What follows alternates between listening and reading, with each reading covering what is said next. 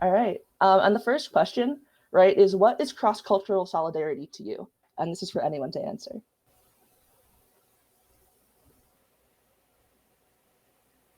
William, you're here.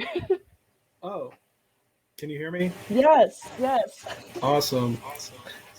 Awesome. All right, let's and William, yeah, great thing. But I see that you're not an organizer or youth worker directly.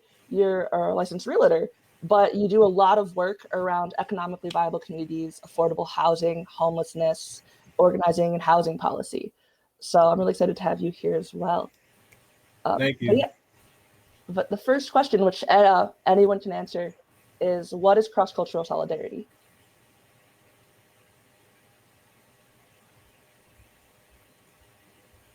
Sure. I'll listen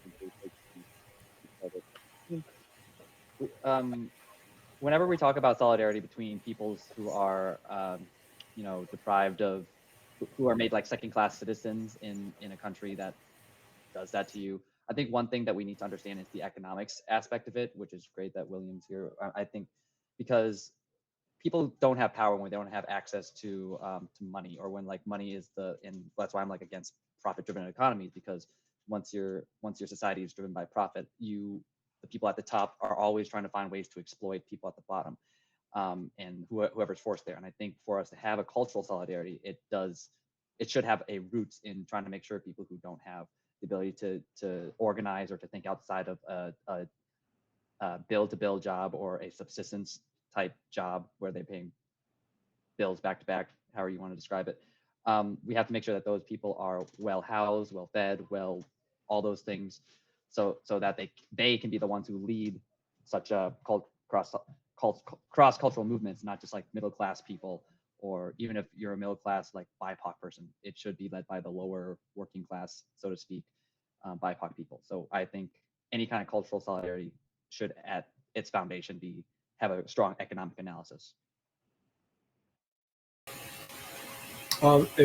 If I could go, so I think for me, cross-cultural solidarity starts with just a basic, I would say, human appreciation for other people, and just realizing that everybody has a unique perspective, everybody has value, and when you realize that even though even though they might be different, or there are things that make us different, there's a lot of things that we have in common, and we should really see those things as strengths. And so when we're able to empathize with other people, even if their perspective isn't the same as ours, I think that is a good place to start from. And we can talk more into that a little bit later. Yeah, and if I had to go and comment on it as well, I'm going to piggyback a little bit off of what William said. For me, it is definitely creating the space, and that's creating that safe space for the differences to exist in a healthy way, right? A lot of times we have the differences, and we say be different until you are actually different. And so we have to figure out what are the commonalities that we all have with each other. And at that point, what is the common goal? And we have to have spaces in order to be able to have those healthy conversations to separate the two and then figure out where we meet in the middle. Y'all are amazing. And I just want to say, as I'm a Chinese adoptee, I'm raised in a mostly white family. And so to me, just a quick summary is like cross-cultural solidarity isn't just like, having that one non-white family member or someone of a different race who's your friend. It's like really trying to dive into what it means that that's true, and not in a fetishizing way where I'm like, I'm only going to have these friends and you're going to go like cross off like it's bingo.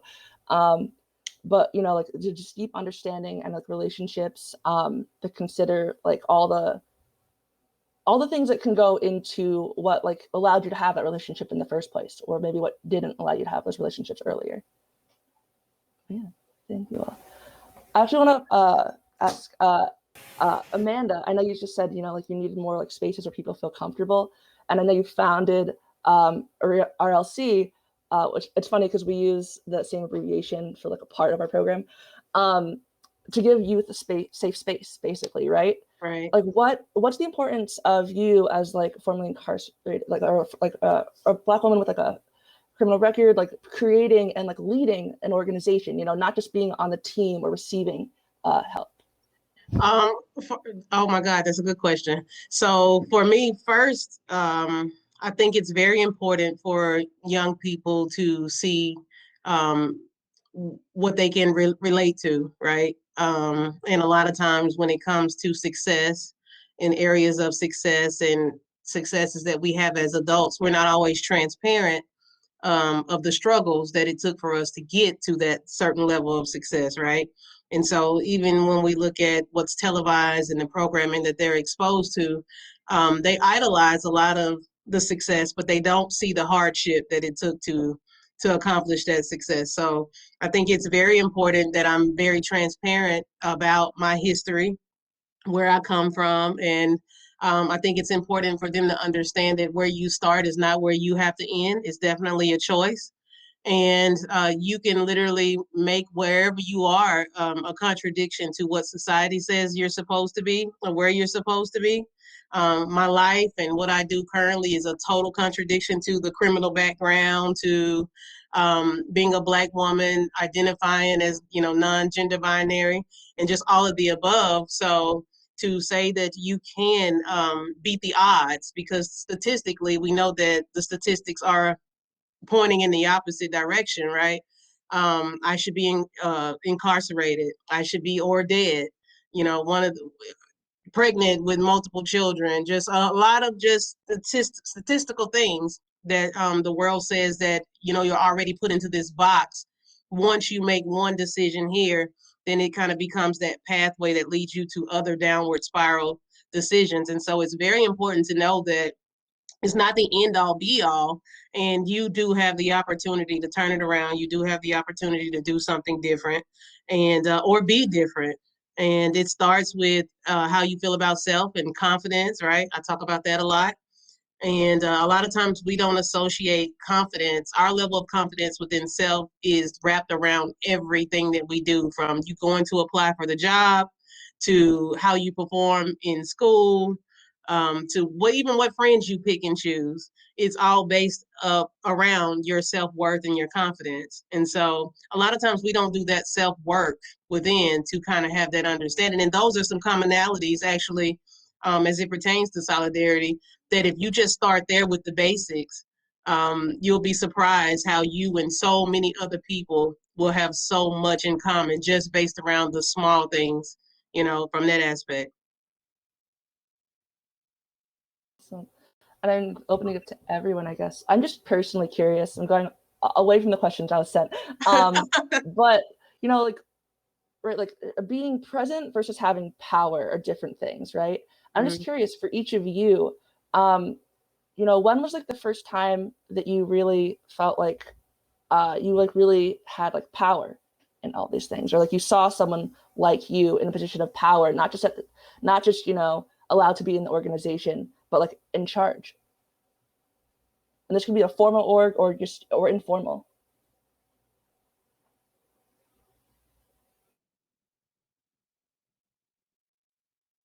I think everybody's muted but me. Trying There you to, go. I can talk a little bit about my background and getting to your question, Meredith.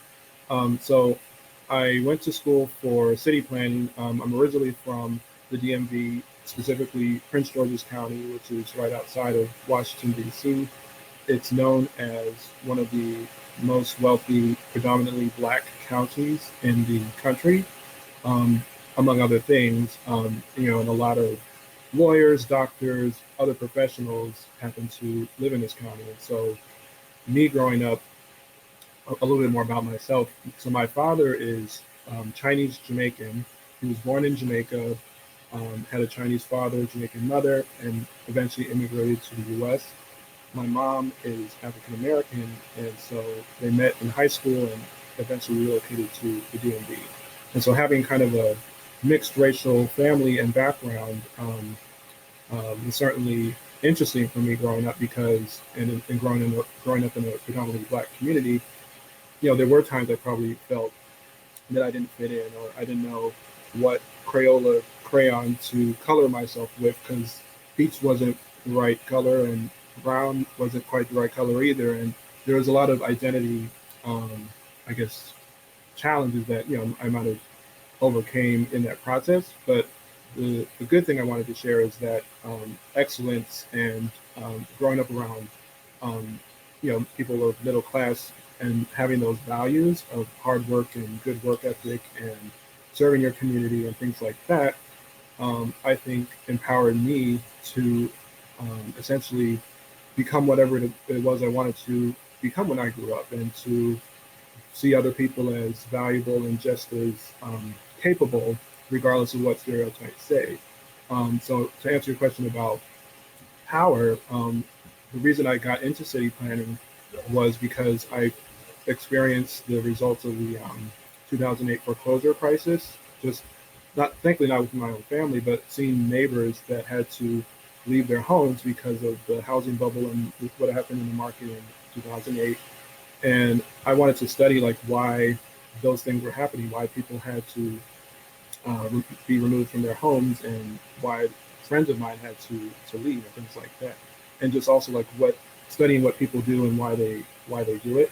So that's why I got into city planning. But once I graduated and started working in kind of that space, I realized city planners kind of chart the vision for what will happen in the next 5, 10, 20 years. But it's really the real estate developers and the property owners really that actually have the power to capitalize on, you know, what is happening in that market and based on the market shifts. So I repositioned myself to a place where I could advocate for more affordable housing, but also learn to become a developer myself and eventually be able to create generational wealth, you know, for my own family, and but also promote, um, you know, a better equality in terms of affordable housing and allowing other people to coexist as well. So I don't want to take up all of the time, but that's a little bit about my background. And so I think the one more thing was about the power. And the first time I kind of experienced it, I just realized that I could only do so much where I was, and if I wanted to see more the type of change I wanted to see, I would have to make a change, and that meant a career shift for me.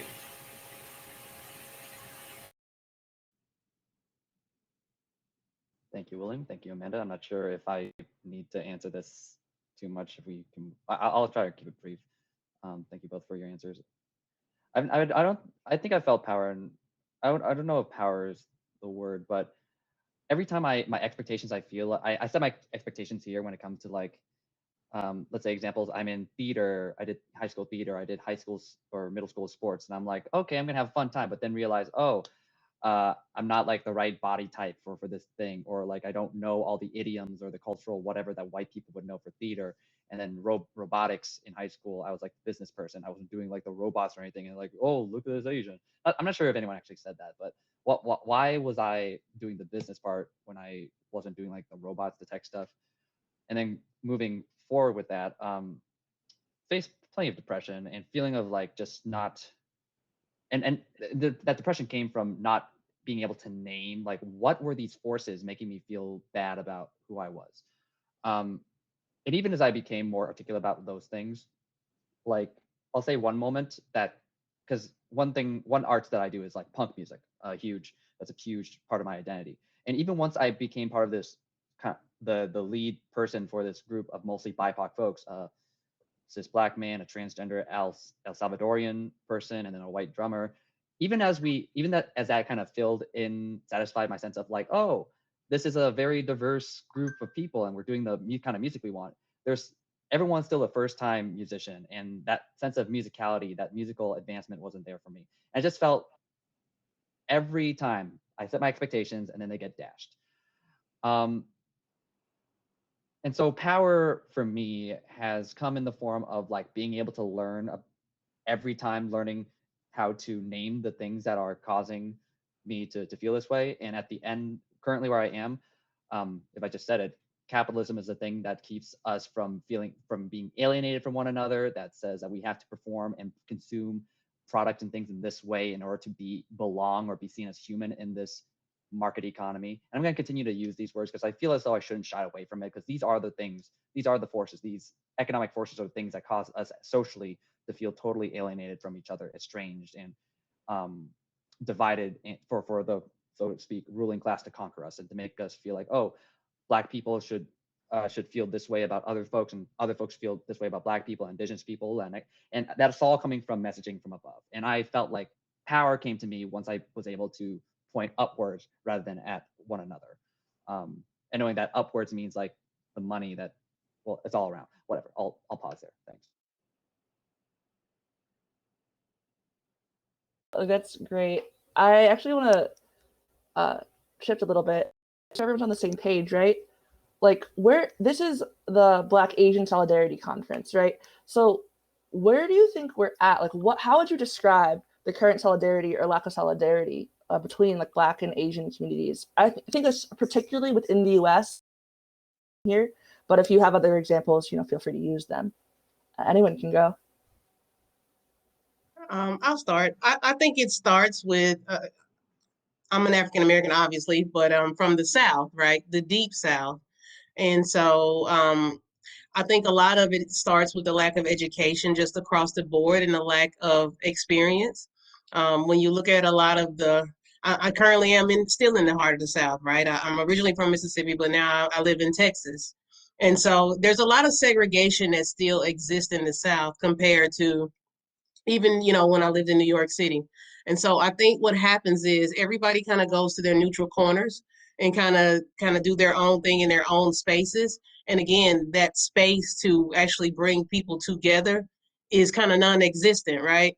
And or the only time that it happens is unfortunately wrapped around some type of tragedy or wrapped around some type of huge incident that has to take place, that now everybody is focused on it, and everybody, wants to come together in solidarity, right? I think one of the biggest solidarity movements we've seen in this year was, George Floyd, right? And Black Lives Matter movement. And a lot of people had an opinion and felt a way about the Capitol insurrection and just all of that as a whole. And so it's unfortunate that our country doesn't really unify in peace. It only happens when there's something traumatic that has to happen, or something that is affecting the masses. Right now we've been talking about, the Asian hate that's been happening, and it's everywhere, and it's plastered everywhere, and it's all across the board.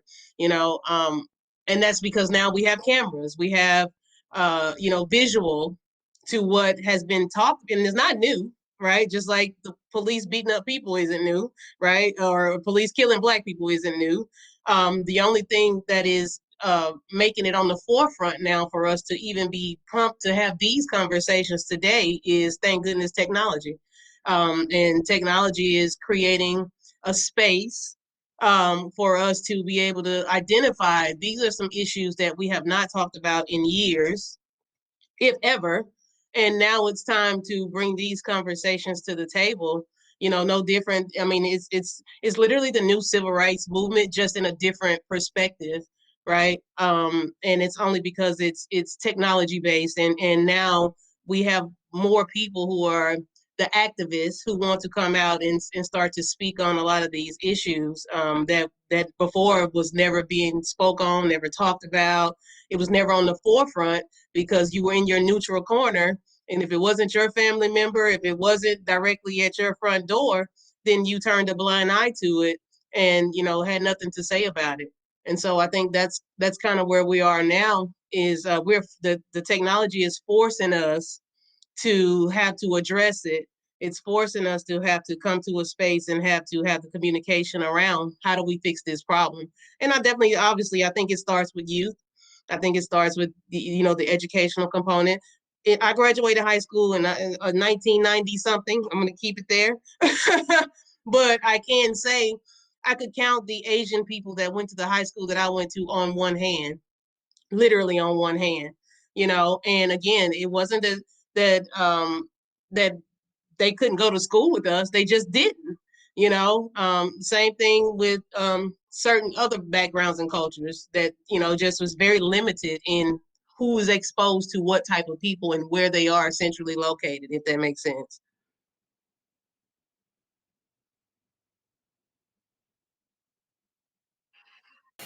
I think Amanda said a lot of great, or shared a lot of great information in terms of like where are we now and how how have we gotten here, and how especially technology has, I would say, enlightened all of us to some of these issues, which for some communities have been going on for a long time and are not new problems, and for others they just were not aware because of the silos that we kind of live in. But it's technology has forced us to have these kind of conversations, to acknowledge that these issues are actually indeed still happening, and murders of innocent Black people and other people are actually still happening. And we as people, as Americans, as humans, have a voice. We have power collectively to speak up against these injustices, and we have a responsibility to do so, especially when you are looking at it from our common humanity, and the things that really just tie us together. Um, and Amanda was saying that in her upbringing, she wasn't necessarily around a lot of people from other cultures. And as I mentioned, I grew up in a um, similar state, and so I was more exposed to people of other cultures when I went to school, when I got into the workplace, and there were some cultural adjustments I had to make. But part of that came with, I would say, a genuine curiosity in other people's lives and just their cultures and what matters to them. And I think we can all just be, in general, just more intentional with asking questions about people's lives, about their background, about how they grew up in and in the case of like modern day times, and you look at what was happening around the George Floyd incident, and a lot of people of color. I mean, really, the whole world. I would say a lot of people were enraged, but Black people in particular began to experience a lot of stress and a lot of anxiety and a lot of pain and trauma because of all the built up, what is the word, trauma from like this happening over and over again, and there's nothing. It feels like it's still a problem. And so simply, people reaching out to me or to friends and family and just asking like, "Hey, how are you doing? How are you doing with everything that's happening?" And just acknowledging that it's a thing helps me to and someone else to really speak on it and express how they feel about it. And I think the same can be and should be done when we hear about Asian hate crimes. And I took the opportunity, especially when Gabrielle reached out to me about this conference, and I realized, what, I have Asian friends and people that I've met, former colleagues and things, that I haven't even reached out to about these issues, just because I'm just working and doing my own thing. But I took the opportunity to reach out to a few people and see what their perspective is, because I'm curious, and I do very much want to see change happen. So I just think that we can all take a level of personal responsibility in terms of empathizing with other people and asking what it is they're going through. Um, so I'll let the next person go, but that's some things I wanted to share. Thank you again, William and Amanda. And just an aside, we can, for the request, and you know what I'm talking about, I just say just leave it, and then I click on the moderation panel and I don't see them anymore, rather than having it pop up every time, just as a thing. So to tie in your question, Meredith is asking in the questions, can you tell us about an experience of solidarity that made you hopeful? Let's see if I can tie this together. So with that kind of uprising, there was a moment with the Atlanta spa shootings where even before that happened, there were a lot of incidents of attacks and assaults on Asian-bodied peoples, many of whom are lower working class. We're not talking usually like middle-class people in like middle-class neighborhoods or upper-class neighborhoods getting attacked. These are people who are in very vulnerable neighborhoods, high-risk neighborhoods, and that is very true for where the spa shootings happened, where we're talking about very older Asian women who are working very menial jobs that are very high risk, and definitely not like, I don't know, office jobs where like some dude in a suit comes in and is like, okay, sorry, my bad. That was bad. Pulling that back. The point, and so before that there were still assaults, and now after that, now that, you know, and I emphasize that to remind ourselves, like, this, it's not just a matter of difference of culture, it's a difference of what kind of settings that you are forced to live in because of your status as a Southeast Asian person, as a Vietnamese person. And there are some politics around that, class politics, of like, Southeast Asian people are usually much more impoverished than, say, from families that come from diasporic families from South Asia or Northeast Asia, who are able to come here based on like higher money, higher incomes, and then they are able to like stay out of neighborhoods that are higher risk. And so you don't get to see people who are from lower classes, people who are racialized in ways that make them to be lower classes, don't get to see interact with people, Asians who are model minority, because they are outside of these neighborhoods, these lower class, because they become the higher class. And so talking about cultures, we have to keep that in mind because it affects who we interact with. Are you in lower class neighborhoods? The Asians you're probably going to speak to are like Hmong folks or other Southeast Asian folks who were refugees, were displaced from their homes, and they came here penniless, but didn't come from a culture where, okay, so set that aside. I do this podcast, Glam Up, and that'll be linked later. One of my co-hosts I started with this year, Adnan, he's an East African man. He's very, very articulate and encyclopedia of talking about this kind of stuff like class politics and stuff. He doesn't shy away from that, which is great. And yesterday, I got to talk with Robin Wansley Warloba, who is a Black woman running for city council in Minneapolis, where George Floyd was killed, where I'm based, we're all based. And she's running on a Black democratic socialist platform. So combining race ideas and working class politics together, so that we're not just like, so that we're focusing on the kinds of BIPOC people who need to be at the forefront of these kind of movements. And so that has been very strong solidarity for me, because then we can talk about, okay, who are the people who are in the most vulnerable neighborhoods, and how can we make sure that they are the ones who are protected, the ones that are housed, the ones that are fed. Because it ends up like a lot of these cultural conversations end up being between people who are much more comfortably waged, who have gone to school, who have got, and like, it's always like the white educated people asking for the educated non-white people to like educate them. And then it's like, gross. All right, I'll pause there. Thanks.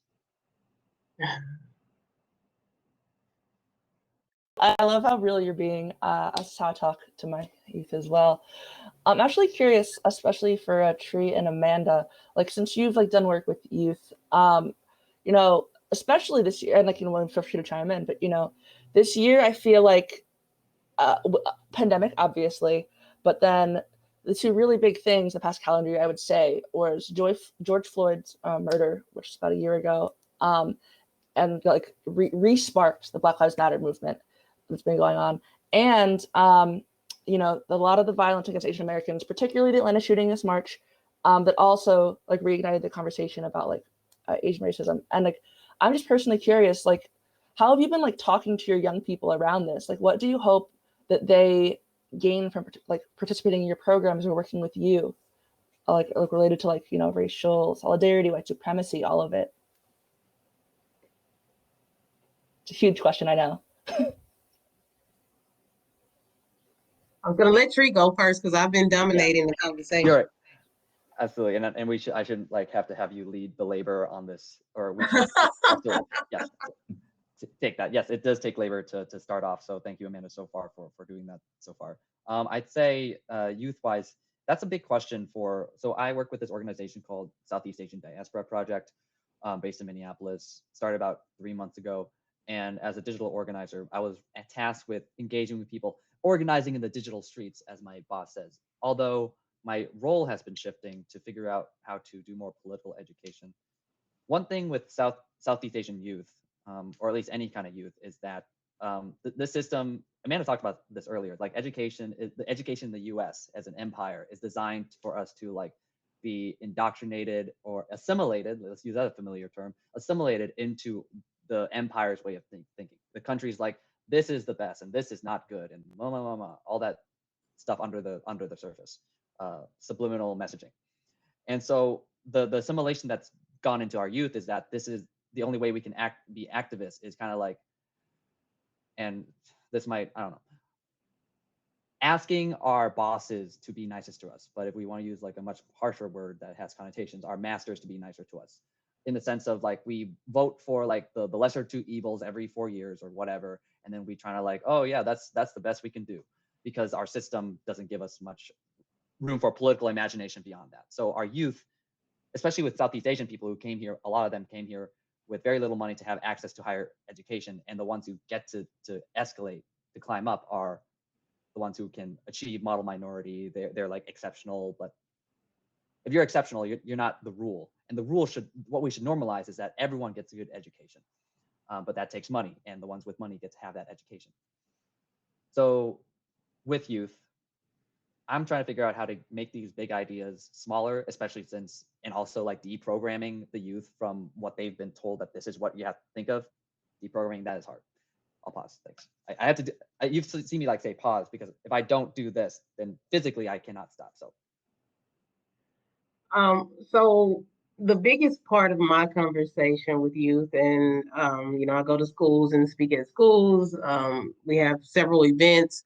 One of the largest events that we host is an event called Teen Pride here in the city of Dallas, and it normally brings out about 10,000 young people. And I am very passionate about getting as many young people registered to vote as possible.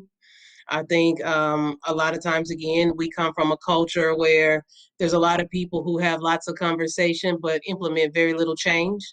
And I think it's important for young people to get active in their communities earlier, get educated around who are the politicians in their city, get educated around who runs their city and who runs what departments in their cities, and have a voice very young as to, if you want to be the change, you have to be the change you want to see. And it cannot happen by you getting on your social media and posting all your frustrations without actual action. And so I think it starts with putting a plan in place, just like Tree just said. How do you minimize those big ideas? Well, I mean, you can't get to C without going through A, right? And so you have to start to initiate, what is your plan of action going to be? And no, you can't change everything all at once, but if you change one thing, then you can feel like you're making a difference as it pertains to your local community, your organizing in your area, whatever is right there around your space.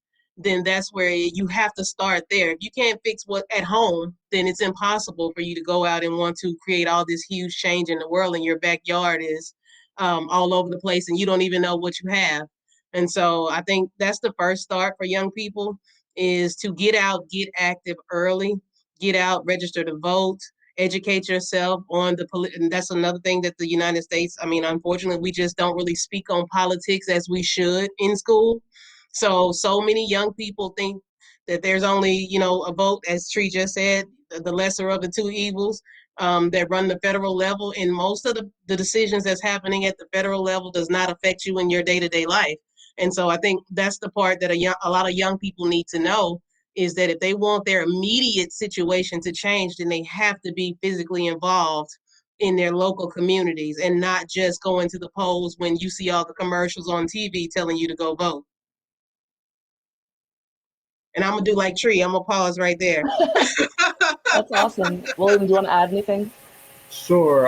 And I mean, I would say what I have to say applies not only to youth, but really to everyone, from a organizer in affordable housing spaces, as well as working with local businesses, as well as just from my realtor perspective. So I spent a year working as basically an AmeriCorps volunteer, and that was for an affordable housing developer. And so in that capacity, I had the opportunity to work with a local business league in order to promote basically their shopping center, which was right next to the affordable housing that their company developed. So the point is, it takes a community to achieve progress. And so what the type of organizing we did in that time frame was around promoting the business league. And so we had a few different events. I think my computer's going to die, so that's not going to be great. Hopefully I can get it back on. But we had a few events where we were able to organize the community and seek their input on what kind of art they would like to see, what kind of murals, what kind of events they would like to see. And so I just think it's important for everybody to pay attention to their local businesses, pay attention to their local happenings. I think he just died on us. Too. I'm hoping we'll come back. You all are saying such interesting things. It's hard to like even follow up with anyone's. But I'm curious, right? Like Mandy, you said, pointed out how America we come together in trauma and not peace, or tree. Like but like capitalism itself, it's not just stop killing Asian people, stop killing Black people, right? But it's like the way our entire society operates as like a given. Like, how do you think we can create to like begin like a mental shift in our communities, so that it feels a little bit more approachable, like and not just like so that the real work is approachable, not just a band-aid and not ignoring it, right? I don't think you're gonna have an answer and be over, but like, what are your thoughts and the mental shifts that need to happen? Sure. Amanda, do you want me to we could be equal once I start again. So Okay. I'll try it here. Mental shift, yeah. And I appreciate Amanda, what you're saying. Like, we do, direct action matters in terms of how it affects how we think.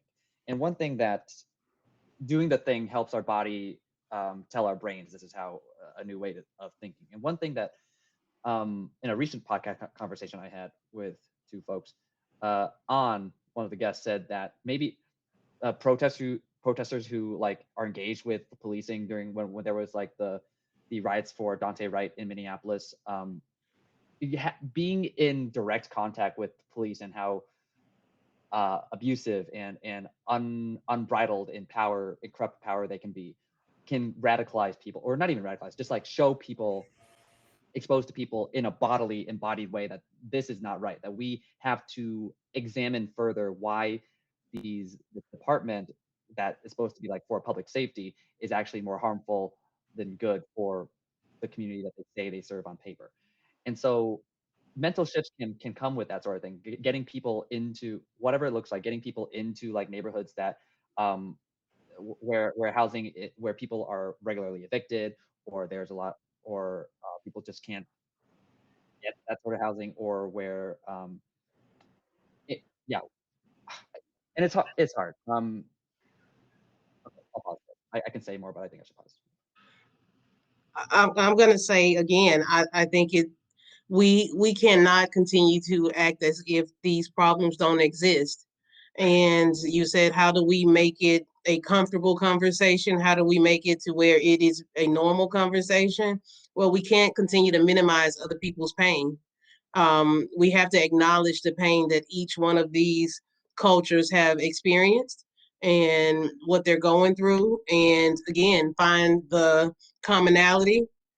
And I think we all, as citizens and Americans, right, we all want the same things. We've all been sold this Kool-Aid. We all want the American dream. We all want the white picket fence with the red door, per se, right? So at the end of the day, we have to always remember that that's the one commonality, that everybody wants something. They want their family to be successful, they want their children to be educated, they want to go to bed at night without feeling like there's a terror that is coming to get them. So I think we have to continue to have these open conversations. We cannot continue to say brush it off because it's history, or brush it off as if it is not something that is present and still happening in today's society. And again, hate is something, in my opinion, is taught.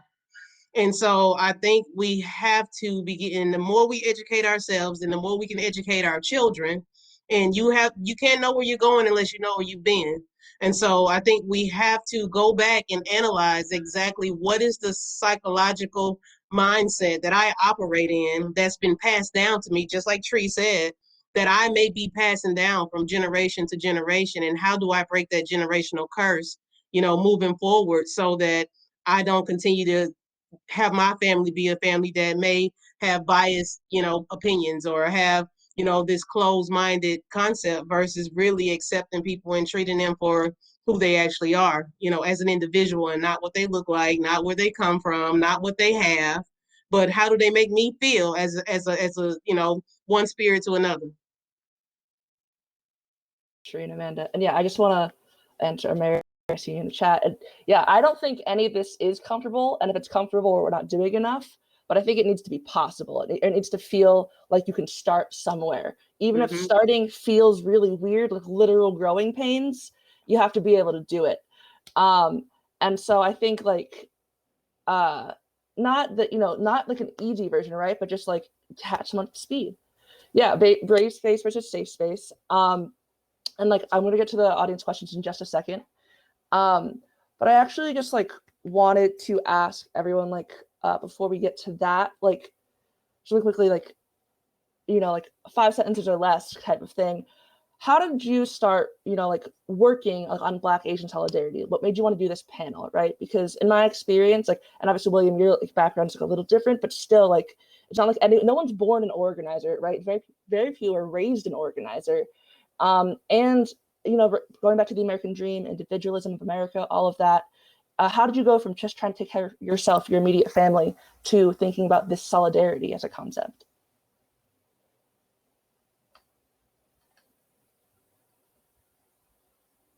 William, do you want to go first? Like, because there's a difference between like existing and taking action. So.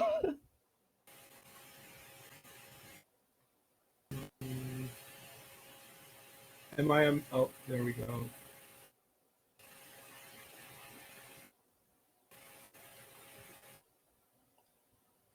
Or maybe not. William, start. Just it.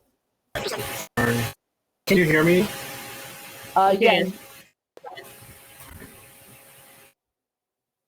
Keeps. How about now? Yeah, I can hear you. Okay, sorry. So for myself, I started wanting to. I saw a change in my community, and I want. So for me, that was especially like around the houses, around people not a place to go, and even as you part of the DMV, you'll notice it's other uninhabitable living spaces, that never sat well. And so I always made it a point to figure out within my career or within the spaces that I did operate, be a part of that change, or make a positive. How I got the work that I've been doing. As for like Black Asian solidarity specifically, I just think, and for me, and even just the type of work that I do, has just been realizing our common humanity, and that other people are valuable, just as valuable as I. They just have a different perspective. We have a responsibility to take care of really everybody in our community. So that's, I think, what brings it all together for me.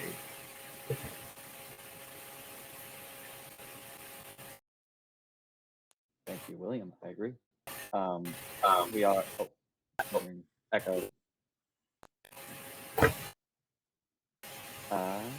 Okay, great. Oh, I still hear echo. Okay. Okay, I think you're good, Trey. Great.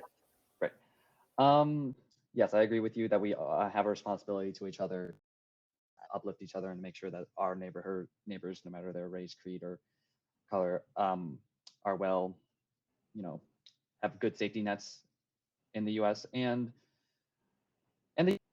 this whole country is based on a lot of myth making of like, oh, we are, I don't know, we are the best. Well, there's like already like a who is are we and who is the best and what they justify in order to like continue to take other people's things and say we are the best, therefore we get to take your resources and take your people and use it for our own thing. And to be an organizer is to like say there is a problem, and you, of course, if there weren't problems, no one need to become organizers in a sense, or like all these things. And so And there are huge problems in the US. Actually, the US is like the core dragon of problems that's eating the world, like a giant predator parasite. But okay, I am so ready to just like leave. I got into Black and Asian solidarity in the way that it is because well, not formally, it's just more like, hey, I hate hypocrisy. And I think this whole country is built on hypocrisy that says you are the enemy because of X, Y, and Z, and race usually the enemy, and turning people into enemy is based in like saying is based in race and based in saying we want to be better off than you, and so we're gonna. God, I want to get into more specific stuff, but and so maybe early on when I was in high, I was like, shit, I don't know when I started. I just started, I answer this because it's just a general feeling of like people shouldn't be the way they are. This society shouldn't be the way it is, and then slowly realizing, oh, these are the problems. And God, I don't know how to answer that because unless we talk about God, okay, God, you know what? Take the time you need. One thing. I don't know to what extent I should even bring this up. Julie asked, talked about Black and Asian attacks. Oh my God, Julie, and you didn't even answer be more specific. Are you just trying to sow division? It's real cute. So there's an expansion in the Q&A section that I'm assuming is from Julie. But I'm gonna come back to that in a second. Unless Amanda, do you want to add anything to the first question? The question was, how did we become organizers? I became an organizer based off of my experience. Again, I was one of these statistics, right? I was a 2-time convicted felon before I was 22 years old. I came from deep South. My high school had a Black prom and a white prom. They had a Black homecoming and a white homecoming. And you heard me say I graduated in 90 something. So my junior year of high school, I watched the KKK have a rally down through the city of my hometown. So I heard you say for some of us, we jump in because we see a need. And for some of us, it's kind of like a rite of passage, right? And so coming from the heart of the Deep South, where I'm from a family full of activists. And so it has been something that has been on the forefront. It's always been a conversation of, when you see someone in need, you jump in and help. But I wanted to figure out how do you take that help from my family background being sharecroppers, right? And they would give you a long story short, they would sharecrop their property and their land, and they would go and give the groceries, the extras away for free, right? Just as a community type of, just a community event. Literally, my grandmother would send us from house to house, just giving away, the extras for people that she thought was in need. So I think some of us truly come from a background in history and family that it is just a natural instinct to jump in and help and want to be kind and want to be nice and want to, sow good seeds, for lack of better words.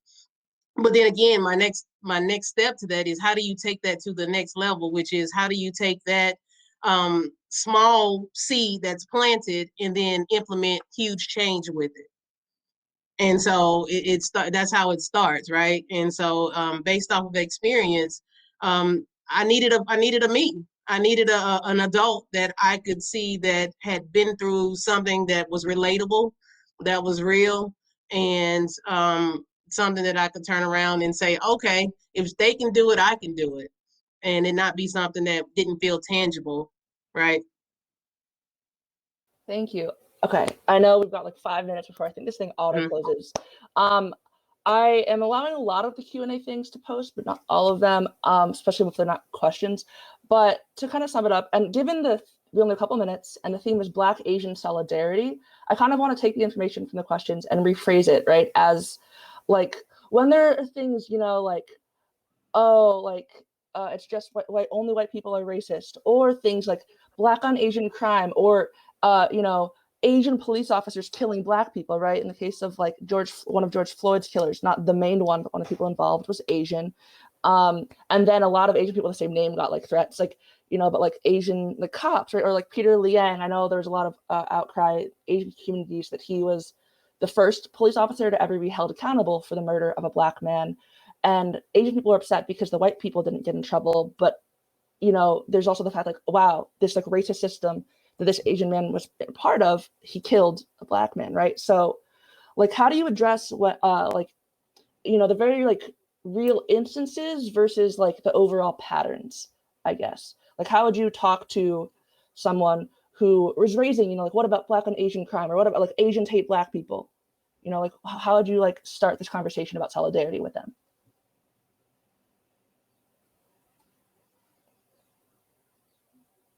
I'm gonna say again, where does it start? We have to, again, we can't know where we're going if we are not educated on where it even began, right? And every experience is different. Every person's experience is different. So I may have, I don't know, I may have gone to a supermarket and it's Asian ran and operated, right? And I may feel like I was being racially profiled from the time I was 3 years old up until the point of me being a young adult. So again, I think it's not just, I don't think it just sits here with these two cultures. I think it is something that, again, we have to address nationally across the board, because there is a stigma, right, on both cultures of the people to be a certain type of way. And so and that's where that divide is automatically drawn there. You're going to profile me, you're going to run and operate a business that is predominantly in a minority neighborhood, and I'm going to do all my shopping with you, but then you're going to handle me like I'm here to take something from you when all I've done is give something to you, right? And vice versa. And so that's where, again, we really have to dissect how each culture operates and works, and where did it even start? Where did it even come from?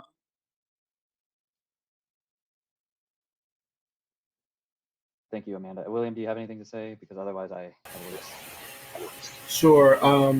What I would like to say is, I think everybody, again, I think it goes back to personal responsibility. I think we should all realize what we personally can do. And sometimes that involves making a change from what we're used to. Sometimes it involves getting uncomfortable and speaking out against injustices, even if that makes us uncomfortable. I also think we can ask questions of people who express their opinions in order to figure out, well, why do you feel that way? Why do you bring up that point? To answer your question, Meredith, really to understand their perspective. And sometimes you might find in that conversation that you all aren't, the real issue is something you can agree on. And I think it's important to find that the things that do tie us together, whether that's common ground, and be able to focus on those things so we can move forward together rather than focusing on what divides us.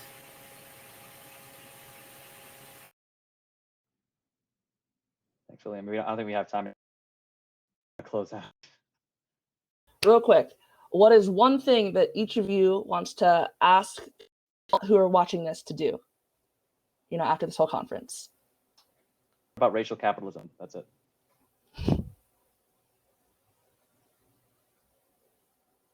Sign up for a bystander intervention training. I'm going to say, try to become friends with someone that's not like you. Somebody that you don't think you have anything in common with. Introduce yourself and find a commonality. And I don't want to have the last word, but I want everyone to really think about their role in it. All right. And like talk to your friends and your family and your roommates about it for real. Hey, Riel. Hi, thank you all for this amazing conversation and a great way to end our 2-day conference, our Solidarity Conference, Anti-Anti. If you all are interested in hearing more of these conversations, please follow Black America Summit on all different social media platforms, visit our website, donate so that we can continue to host these free events without paywalls, so you can talk to subject matter experts, people in the field, and other people who are very passionate. And again, I just want to thank you for closing us out on a high note. I think you gave us a lot to think about and a lot of things to bring to our friends. Over the next, I won't say week, but over the next few weeks, we'll be uploading these panels to YouTube. So you could look on YouTube for Black America Summit and you can find these.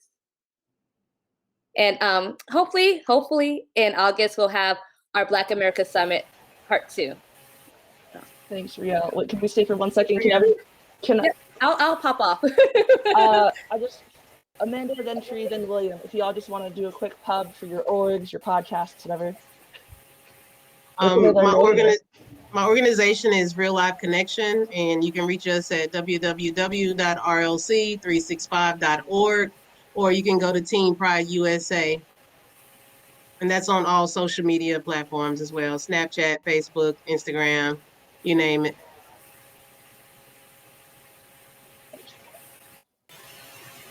All right. And William, any links you want to drop? Well, for now, I don't have a lot of things, but for my personal social is will be thinking, be with thinking without the G, and also William Chin, the realtor. And so the different stuff that organizations that I support, and usually I'll post something about them on there at some point. So I hope to continue these conversations. It was great to speak with you all, and I would love to connect more in the future. Thank you all for speaking. Thanks everyone for attending. And yeah, just to put add a future in the chat. We're a youth-led pan-POC group of middle through college students working on economic and criminal justice. But thank you all. Have a great weekend. Stay safe. Thank you.